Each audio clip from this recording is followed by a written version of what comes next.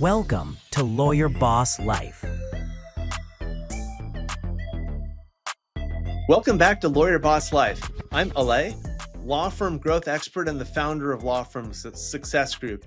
And today we're going to be talking about a topic that maybe isn't too apparent to you. It's a way that you can unlock the performance of your small law firm.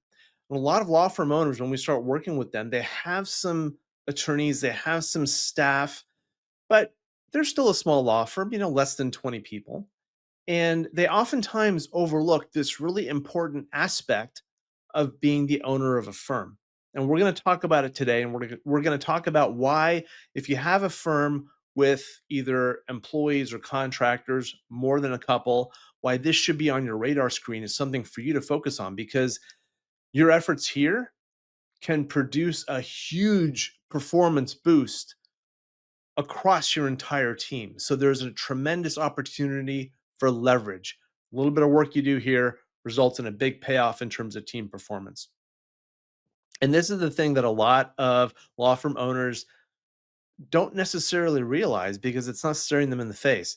Law firm owners have to wear so many different hats that this one doesn't come up. And let's talk about all the different hats that you have to wear as the owner of a law firm. First and foremost, you have to be a lawyer, and a pretty darn good one. Then you've got to bring in the business, because someone has to do that.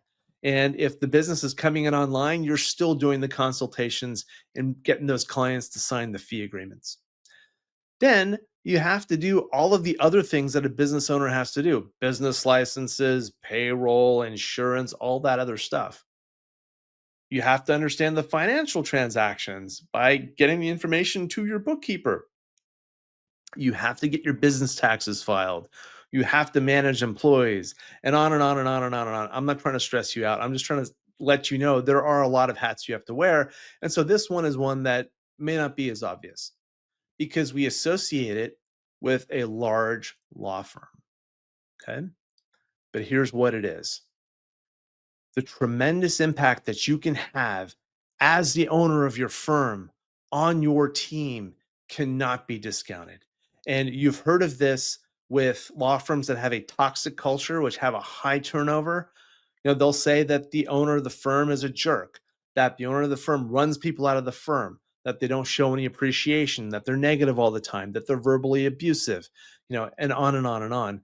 That owner has a tremendous influence over every single individual in that firm, because that owner, even though they're not a good one, is the leader of that firm. And that's the thing. One of the hats you wear, whether you like it or not, as the owner of your firm, is you are the leader of your firm. Your words, how you conduct yourself, uh, all of that has a tremendous impact on your employees, how you treat them, how you treat clients. All of this stuff will trickle down to them and will have an impact on them, because, like it or not, you are the leader of your law firm. And since you are the leader of your law firm, your leadership traits can have a tremendous impact and will have a tremendous impact on your team. So we're not going to talk about toxic leadership here. If you're listening to this, you're probably not one of those people. And we're not going to talk about a lot of things that you need to do to be a terrific leader, because, let's face it, that could go on for a very long time. And most of it may not apply to you. And most of it, believe it or not, is actually really unnecessary. So when we talk about being a leader of a firm and being a good leader of a firm, what kind of leadership style has an impact on the team, a positive impact on the team? What kind of leadership style can really drive team performance? And if you think about that for a while, you can think about maybe a couple of different leadership styles that might do that.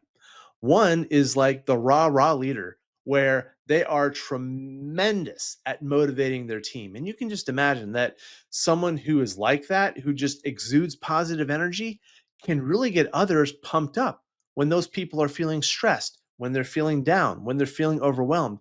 Having a leader that is happy, that is energetic, that believes in them, and that exudes that positive energy has a tremendous impact on everyone around them in the firm. For that leadership style to work, it has to be authentic to you. If you're that kind of a person, fantastic. Let it show and be consistent, because you can't be positive if you're positive and then negative and positive and negative. You have to be positive most of the time. If that is you, let that show, let that shine, because that is going to have a tremendous impact on your team, recruitment, retention, and performance. That's fantastic. If you're like me, though, that's not really you. Um, those people that are those positive leaders, phenomenal. Let those talents shine. There are other leadership styles that you might find really useful, and it's important to figure out one that really works for you. So, another one is the authentic leader. This is one where you try and be a good manager, you try and be a good person, try and be a good boss, and you try and do right by your employees, your clients, and your law firm. This is the kind of person who has integrity and shows it. This is the kind of person that genuinely cares for their employees, for their clients. This is the kind of person who is continuously trying to improve things at their firm for the benefit of their clients and their employees. So, if that sounds like you, one of the big challenges that that type of leader has is they keep all their efforts to themselves. So they're doing all this stuff for everybody else, but clients and employees don't necessarily see it because you as the leader are keeping it from them, and you're probably keeping it from them because you don't want to bother them with it. Um, but this is something where you have to go ahead and advertise the good actions that you're taking a little bit. You have to get credit for this, especially from your employees, also from your clients if you can, and certainly from your referral partners. People need to know about the good things you're doing at your firm, what you're doing to drive firm culture. Are you doing celebrations? Are you doing get togethers? Do you celebrate Halloween, that's coming up? All of these wonderful things are things you need to talk about because it says a lot about your firm and about you as the leader of your firm. And people are going to really gravitate to that. So, those authentic leaders, if you're out there and watching, and you probably are, advertise, talk up the great things that you and your firm are doing, because I promise you that is going to be a huge way to keep your team motivated. They're going to say, oh my gosh, this person is really doing a lot for me. This person really cares for me. Let me do my best at work.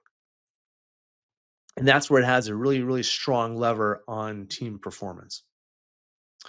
Now we're going to switch over to this third leadership style, which is one I don't know how many of you are actually using, but you certainly could. And that style is sort of that military challenge style of leadership where you're going to challenge your team. You're going to set high standards. You're going to provide training. You're going to hold your team accountable, and you're going to push them for great results. And you want people on your team who want to be the best. And that is the mission, to be the best, to do the best work, and to kick butt as much as possible. If that's you, I encourage you to let that level of drive and enthusiasm percolate to your team in a way that's not scary, but demanding. If you're able to do that and do that well, that can be a powerful, powerful motivating force for your team because they know that you have high standards, they're going to be held to high standards, and you're going to push them. And the people that want to be a part of that firm are the people that like to be challenged. And oftentimes, those are your A players on your team that you can build your team on. When you're doing this, though, it has to come from a place of respect and it has to come from a place of mutual success. This is not you cracking the whip and beating on people until morale improves. That's not what we're trying to do.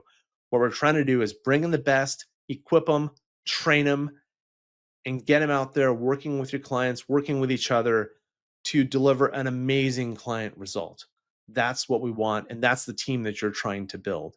So that authoritarian style of leadership can be incredibly powerful when used well. When not used well, it can come off as incredibly demotivating and ridiculously toxic. So if you do it from a place of moral strength, do it from a place of respect, and do it from a place of mutual success. We're all going to succeed together. And that's the only way it's going to happen. All right. So we've gone through 3 different leadership styles. There are so many more leadership styles out there, but hopefully you're able to think about yourself and what styles work for you in terms of one of those 3 or maybe a blend of those. And again, whether you like it or not, you as the leader have a tremendous impact on your law firm. So why not take a few minutes and think about which leadership style do you want to employ and how are you going to employ it to maximize the performance of your team? Are you going to exude more positive energy consistently because that's the kind of person that you are? Are you going to talk more about the work you're doing to have a successful law firm, to do great work for your employees, to make sure your employees are better off? Are you going to advertise the wonderful culture that you're trying to build and all the work that you're putting in to grow your firm? Are you going to recruit the best, train them right, and set hard goals that are going to stretch them so that the team has mutual success?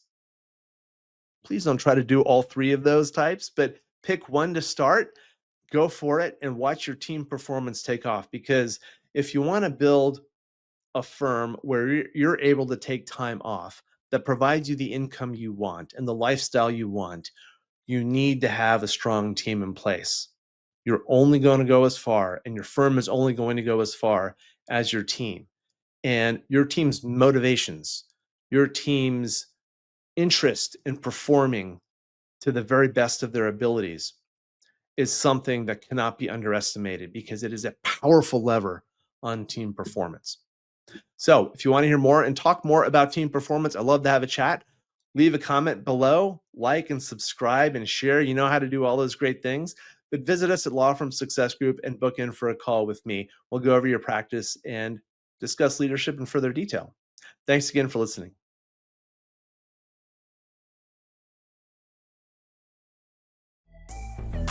Thanks for watching. Be sure to hit that like and subscribe button and leave us a review in the comments.